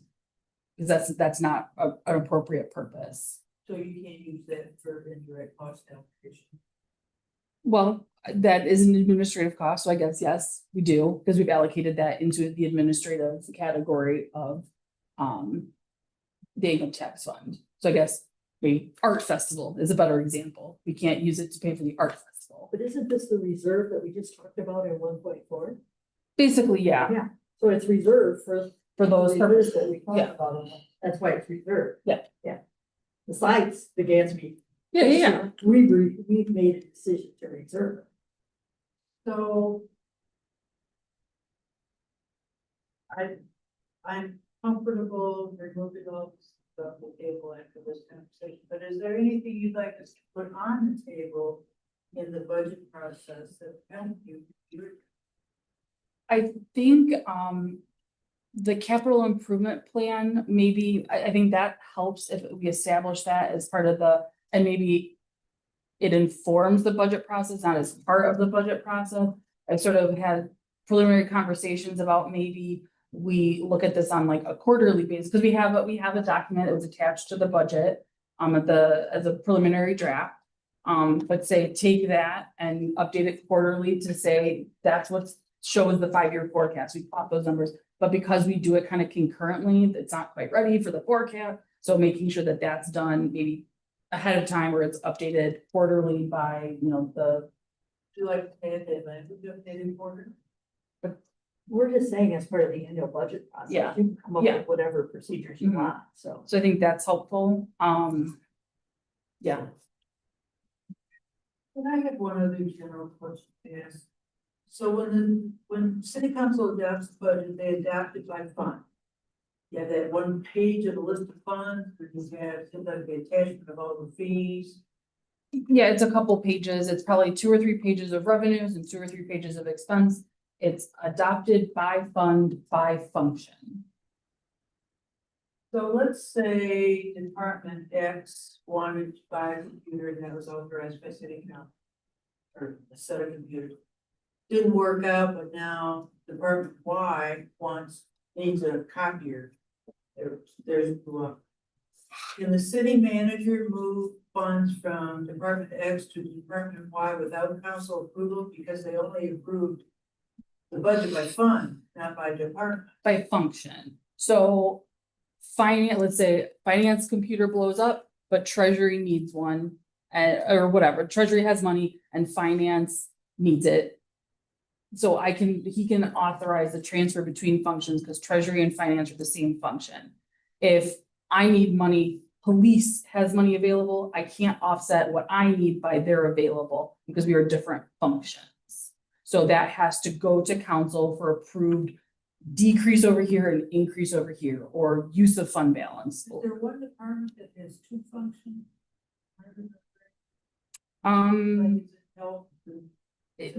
Health, welfare, and economic development. So under planning and zoning, that department, those administrators, they have both community and economic development is a function, and health and welfare is a function. So those are approved separately, but they're under a different umbrella, but we have different divisions in our system to account for that. So it's not commingled in one supply account. You don't have both pieces in one account ever. So the city manager can move within the function or within the division, Function. the broader function? Yeah. Without council. Correct. I think with the vacancy factor, that maybe 4 should be a recommendation. That when you do your quarterly, that you show the budgets, the actual personnel costs compared, so you can see how you're coming out savings. And that's one of these that I think may be helpful to you. Okay, kind of broad. So number 2 should probably be taken out. You feel like you've done that? Number 2, I feel like, yes. I mean, it's not easy, but I appreciate. It's reconciled. Mhm. Budget process. Some of the budget documents compared percent changes, I think that's in the 5-year forecast. In the narrative or actually on, On the chart. I think the percentage changes were in the 5-year forecast. There's a narrative description about dollar changes or percent changes a lot in the budget document. Yeah, I think dollar changes are more important to see than percent changes. So maybe as you go through and review. I mean, I don't really care that something's 50% reduction, I care that it got cut 300,000 or whatever. The relevant number is. So maybe as you go through some of the stuff, the next cycle, you take a look to see whether you get dollar changes. Okay. I'm willing to take this one off. The next one is the quarterly allotments, and the quarterly report that was shared with us 2 years ago compared it to what was that point last year, prior year. Now it should be compared to the budgeted amount. So there's, in the quarterly report, there's usually 2 sections. There's usually the section that's current budget, current year-to-date spending. And then there's a second that is prior budget and prior year-to-date spending. Now, in my opinion, you don't want either of those. You want compared to, say, what you had budgeted for your salary and wages. Figure out the pay periods in that quarter. And that's what you want to compare it to, because that's gonna tell you whether you're up to date on your vacancy savings or whether you're running into trouble. Yeah, and I think the supplemental schedule to the, do you want this across all funds? Because there is a supplemental schedule for the general fund that does exactly that for general fund personnel. That's not posted. You're right. It's communicated to council, but it's not. Which is included in your next section, so. Okay, so you're already keeping budgeted. I think so, actually, we can at least recommend to that they do that. And again, were you say across all funds or were you? We'll add for the general. Okay. So we're 6.1's good. We have approval about 6.2, we're dropping. So I do have a question about 6.1. I kind of did too. My concern is that if we have savings in a particular year, what this says is we can never budget to use that. I was gonna, when Mark was talking, if he hadn't had to leave, that's what I was gonna say. There are legitimate reasons to use fund balance. A one-time only thing that's only 1 year. I don't disagree, but that's what the city council is gonna come back to the city manager and say after they've reviewed this balanced budget is that cuts too steep. Or this revenue increases that making sense to us, let's use general fund reserve instead. That's what I'm trying to get at, is come out with a balanced budget that shows them, well, yeah, we can balance, but we're gonna take this cut, you okay with that, or we're gonna have to increase this fee? I guess I'm thinking of a different scenario where in a particular year, we didn't do the project that we thought we were gonna do. So we had previously budgeted, we have the revenue sort of set aside, and we still plan to do the budget next year. We can't re-budget it because the revenue was over here and the expenses over here. We have to use fund balance now. Unless you drop it down into the other side. I don't know what Start that means. over. You would take whatever you reserved, drop it down into the side and then reappropriate it the following year. For the same project. I'm not following. Kind of like you make the budget amendment for encumbrances, Okay, same kind of thing. We make a budget amendment to spend that $2 million, not in your budget, Oh. but as a budget. okay. I'm trying to get at what the city council just did. They came back and said, no, we're not interested in spending all the general fund balance. Tell us how we will get this budget Yeah. balance. I think yeah, okay. If you can help me with the wording, then. Yeah, I'd have to think about it because I don't want to not be able to budget something, you know, that we know that we have savings for, or that we have identified savings or something. You have fund balance that's set up for that. Yeah, yeah. Right.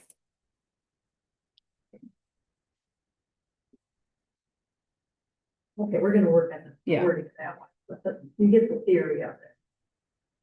And as I say, way back when they wanted to take a 5% cut. Okay, I think we're on, Indirect cost allocation. Yeah. You kind of. I've shared with her some recommendations, make her personally, but it doesn't impact the budgeting, it doesn't impact the amount we're spending, it just, We're understates cost. And if, for instance, city council, indirect cost allocation, how much are their expenditures this year? but there's an increase I understand, in the other part. but city council costs more than the bottom line because the expenditures have been reduced by the indirect costs. Now, I will say in state government, we treated indirect costs as a revenue test. Yeah, I'm open to a recommendation that they study their incorrect cost policy and determine if it can be simplified or changed, because I don't want to tell them what to do, that's their own budgeting process. On their making good. Right, but I would open to that. When I saw the budget, all those ins and outs, and well, this seems more overly complicated, what I normally see just transferring to other funds, not within the fund. That's what I'm used to seeing, but this is part of their culture and the way they're used to it, and the issues we don't know, but I'm open to a more basic. We recommend you study your indirect cost policies to determine if there's So simplification. here, the mayor and city council, and the expenditures have been reduced by 184,000. Due to indirect cost allocation. In other words, other departments are picking up that cost. So actually, mayor and city council cost more than 93,000. They cost 93,000 plus 184. correct, I mean, yeah, to have that person exist, yeah. But to the average consumer of the budget, I think they think the mayor and city council cost 93,000. And then all the departments that are picking up that $184,000 cost are having their operations cost increased by that $184,000. Rather than having it taken out and saying, indirect cost allocation to general government, and maybe it should be its own. Maybe there should be a corresponding plus 184,000, but it out of the department. I don't know what the answer is. I just feel like that understates the cost. And I think it complicates the reading of the budget. But I don't think it has a financial impact on the general fund. But I would be open to a more general, we recommend that they review their cost allocation, internal cost allocation process within the general fund to determine if there's a more efficient and I know it's such a part of your culture. Well, I was also thinking where you were saying how like you only consider things are going out, but so I want to use like Parks and Rec as an example because they are one fund and they just incorporated into the budget document an indirect cost. Because they want to know within their fund, what is the true cost of a specific program? So they allocated things like the director's time, the space that's utilized in the building, because if we have to raise fees, we need to raise fees to say, this is how much it costs to operate that program. You use this room, you use this space, you use these people's time. There's maintenance that goes out. We're gonna have to replace a thing in so many years. So I think the purpose, and that kind of goes back to the general fund, is really like the users of the thing, how much does it really cost? Because I exist only to serve other departments. So I mean, like you said, it's kind of our culture, so it kind of unless we sort of completely abandon it. But I know that is the direction that Parks and Rec needs to go because they want to validate the fees they are charging are sufficient to make sure that we stay in this building or are able to continue to provide that particular service. And I'm just used to seeing transfer to water, sewer, to the street funds, not within. And again, there's something wrong with it. It's just from an outside person, looks more complicated. than it would need to be. But I know, it, you know, it's your department heads are used to it, it's part of your culture, as I keep saying, it's part of your culture. But I think a recommendation to look at simplifying that is figuring. And I actually did, because it does make things look kind of wonky, is that in our quarterly reports, I did take that out and put it as a bottom adjustment, so you could see where finance is tracking, because if you could see that, because we charge the indirect cost of 12th every month, but if we have a vacancy, you're obscuring that, so we did do that in the quarterly report, and yeah, maybe there is a way to, I'm not sure how to represent that in the budget document, but that's certainly something to review. Maybe some other municipalities, other approaches.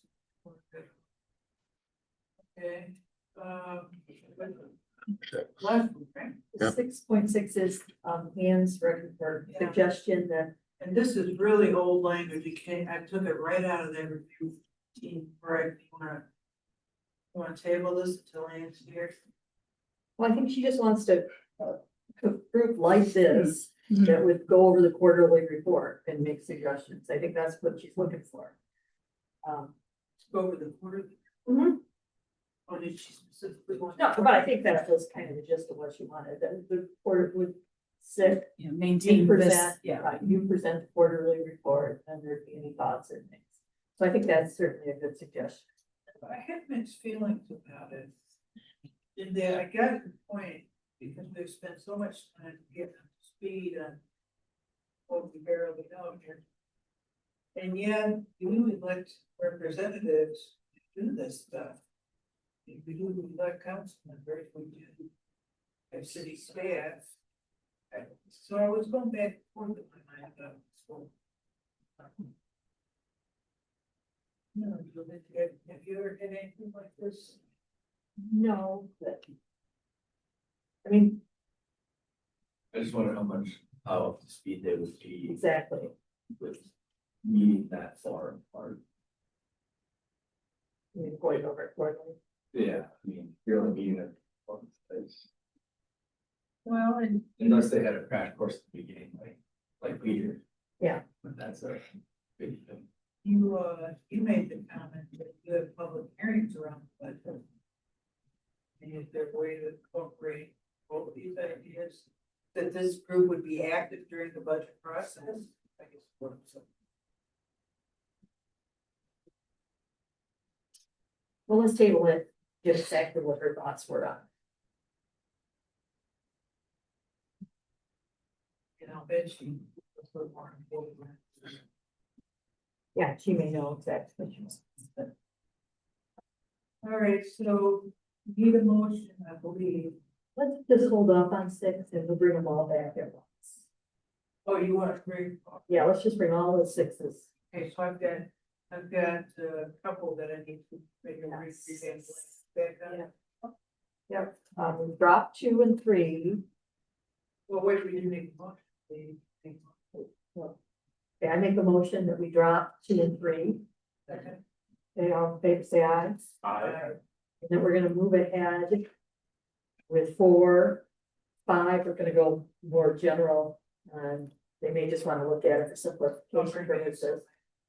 And at 6, we'll leave this language till we hear from 8. All right, so now 7. Okay, you may have already answered this. The adopted budget seems to be only a listing of each of the funds supporting the total budget. Or the proposed budget is broken up by department. Recommend the adopted budget as well as amended budget and supplementary information so that citizens see the impact of the dollar changes by department throughout the year. So it feels to me like the adopted budget, and it's really only a listing of the funds. You have supplementary that breaks it out by department, what's total adopted. By function, they adopted by function. Okay, so. Let's say your function, I'll have treasury plus budget plus assessor, whatever goes in there. I'll have that number by function, but I won't know what your department's been budgeted for. Correct. So once, My concern is that because they adopted that level of budget authority, that's any amendment that we do is we maintain that same level of budget authority, because I don't think we want to get so granular that council is approving budget so that if there's savings in one, we can't shift it to another. See, I'm used to it at the state level, we budget by department. Department treasurer gets X budget, department, human services gets X budget. And if you want to move money between those departments, you have to go back to the legislature to get that done. And that's why I'm having trouble understanding. If, the other thing about it is the city council adopts a budget and then during the course of the year it has to amend it.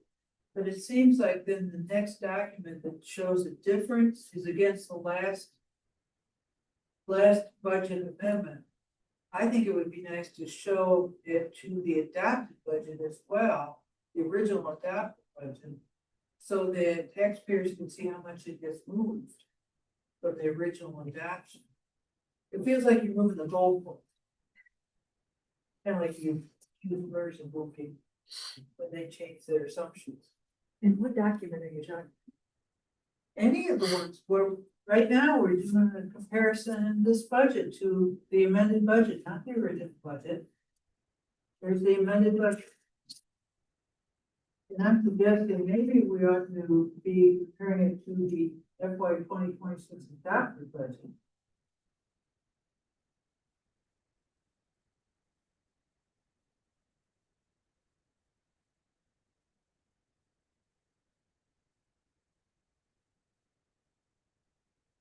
What kind of supplementary information are you?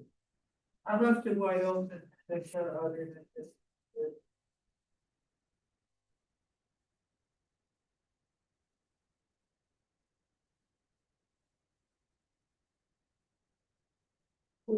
When you say functioning, like public safety, you don't have the categories under it, like personal services, it's just Public safety. Yeah.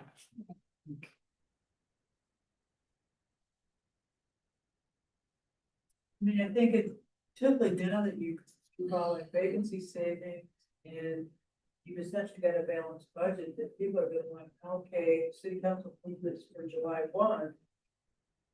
Where are we today? Compared to July 1, after the last amended budget they did 2 weeks ago.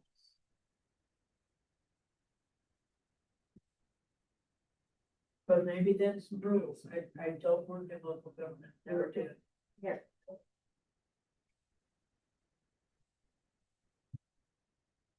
I mean, the original budget is included in the financial statement, correct? That report?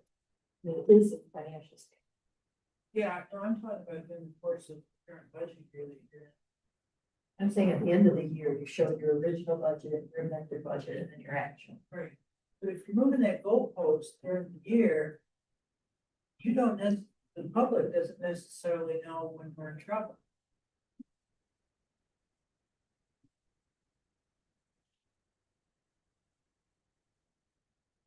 I gotta be honest, we don't know what your quarterly reports look like. They just have budget, actual. I mean, that'd be the place you could add the original budget. Yep, you could. I mean, that's an easy Yep. place where you're not driving GFOA requirements or anything that you could add it in. Yeah, I mean. We don't have a really template, but. Like I'm showing you the resolution, so this is the level of detail that council approves at. Trying to make it a little bit bigger. So police and fire are broken down separately. So every time we present a budget amendment, it's this same level of detail, and typically we had only done a budget amendment in like the fall and the final budget amendment. So there wasn't a lot of changes throughout the year, but now that departments are bringing budget amendments with contract approvals, like we kind of changed the amendment so they could see everything that they've approved since the last major budget amendment to get to the new amended. We could always leave the original and then just keep saying everything that's been approved to date. And then here's what you're approving now. We could just kind of keep building that. And that's because they're getting grant revenue, right? That's that's what's leading to the more budget amendments? I think it's been a priority to make sure that if a contract is coming to council and it doesn't already have budget authority, we're not waiting till the June budget amendment Oh. to, I mean, of course, people are paying attention that we are not going over budget or that we have a source of revenue, but that we just don't actually amend the budget until June. But this way, we've definitively said we're amending the expenses, we have this source of revenue, or we're using fund balance, and then it's kind of in the system at that moment in time. Okay, so how about for any internally prepared budget information, including quarterly statements, is that what you call it? Quarterly reports, that the original budget and the amended budget be required, be shown. Right? So for any internally prepared budget documents, including quarterly reports throughout the year, that the original budget along with the the amended budget be reported. That makes sense? Yeah, okay. So then they'll see that it's gone up. Okay, and then the next one, that all the information's in one site. This is a good recommendation, especially those quarterly reports. You know, at least maybe you have a little budget page where you go to and you can see everything in one spot. As we mentioned, there were some documents you said you didn't think were out there, like the quarterly reports. And probably all these other things are there, that it's kind of easy to little spot. I think that's what your recommendation, right? Okay, I think that one. Make it go forward, definitely move forward with that one. I would make a motion. Second, Right, all in favor, say aye. I, Here's my, I'll come back before I'm done. okay, That's it. right? Now.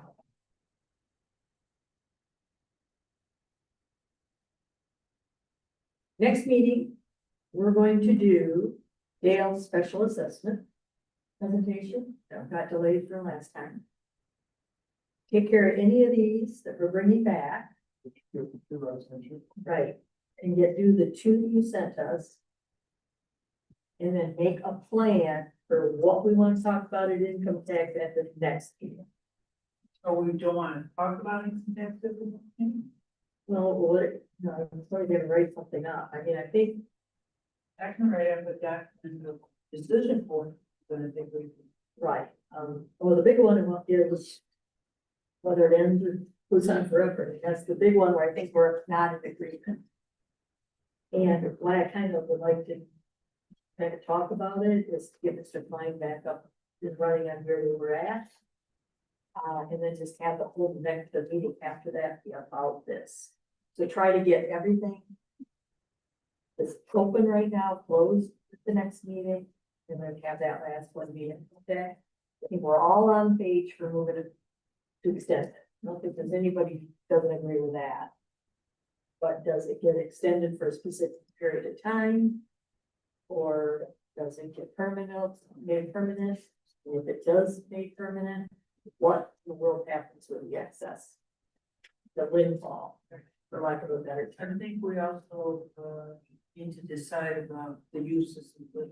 Yes, yes. We've already talked about changing the pension term to long-term liability term. I think we're all pretty much in agreement that that's a good thing to do. we guys send like, recommendations, if you like. When it's like, draft these recommendations. You have recommendations on the head? Like, if I had to come up with some, like, who would I send those to like, get on the agenda? You can send them to me to look at, Oh. and then I can send them on to Justin, Okay, okay? And the other thing that we've never. It's gotta be a recommendation, is that, maybe we'll put this on for next meeting too, I'll write it out. Is that retiree health insurance, if we can get that pre-funded, fully funded, I think we can save. Some huge amount of money every year. You found $11 million. Well, no, but there could be something like.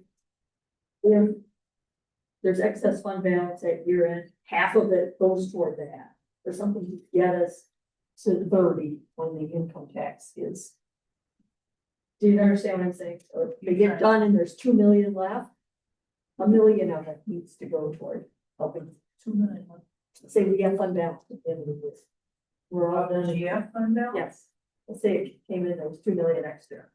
Something like we'd say half of it or a You're third of it. competing against Mr. Bell's debt service. Okay, I understand. I'm just using that as an example of some way to some funding for it. Well, at least we could have it included. Like it's talked about this year. Yes, correct. That would be addressed at third.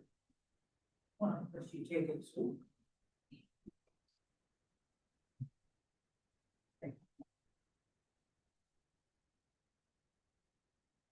I don't think if we extend it, that the language would change. I don't know, I'm not an attorney. I don't think the language would change on it. How it's remaining years would be split, but I'm not sure. I don't know. Yeah, I'm not sure either. But that never occurred to me. Understand what I'm saying? It says it's pension. And then we vote on it to go longer. I don't know if that starts until the new period.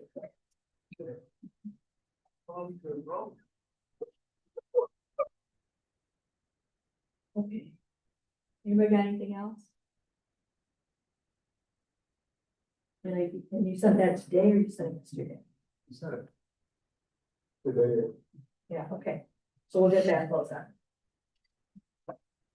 The next agenda. And that's on the, having the legislature change, please.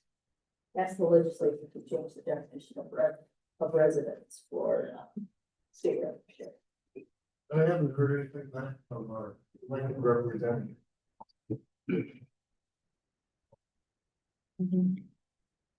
Dave, I was thinking that on your idea for state revenue sharing. Yeah. There's two ways you could go on. One is just to include university students in the definition, which I think is what you're proposing, and would pick up all the universities. The other one would be to keep it and cost more. The other one would keep it restricted to universities where the university exceeds the resident population.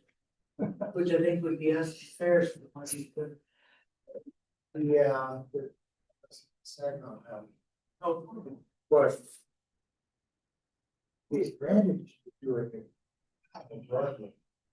Is that. Each right has a state university. Yeah. The University of Michigan and so yeah, you pick them up I all. mean, you pick up everybody. And you get another 14. Would you do private universities too, in proposal? No. No. And the one I sent you, I looked at, said, okay, if you took full-time equivalent. There are students that are 9 months out. And you look at the amount that the government proposes the revenue share plans to break down, it's about $140 per capita. You throw in the Michigan State enrollment and take 75% of that, comes out a little over 5.4 million. And you just take the unfunded cost of Michigan State that's just in the 2015 study, and you up it by the ratio of CPI, it's about 5.2. So they're about a balance. So if you did that, you pretty much wipe out. 5 million wouldn't be bad. Start there at least. Yeah. Remember the numerator isn't changing. So if you divide it, we get better, other people are getting less. So. Right, but if you look at the total enrollment of universities and take, say, 3/4 of that, the amount that decrease others, 1% of what? Now, I know everybody's gonna scream about the 1%. Well, the other thing is to ask for the extra funding. If you're going out to ask for an amendment, why not ask for the extra funding? Yeah. I don't know how they come up with the actual number. Because it's important. So, formulas. They take this much money and they were actually giving less. All right. Anything else? Okay. Need a motion to adjourn? All in favor, say aye. Aye.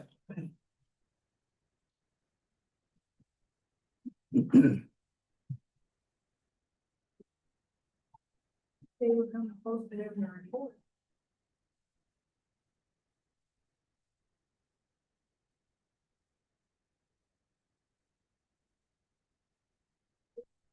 Numbers and tickets.